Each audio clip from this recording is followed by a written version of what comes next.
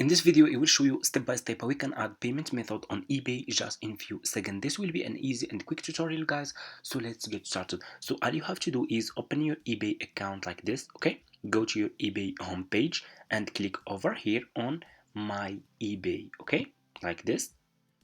Then click over here on, let me show you, click on Samurai like this, and it's gonna take you to this page over here. Click over here on account. Okay, scroll down.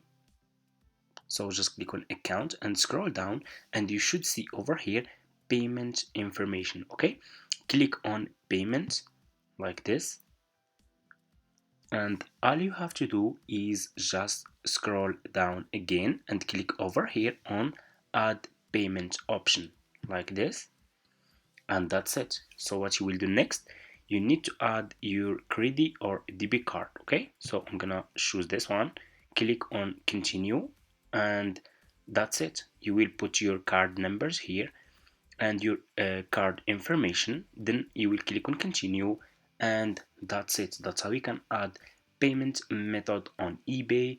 Thank you so much for watching, and see you in my next videos.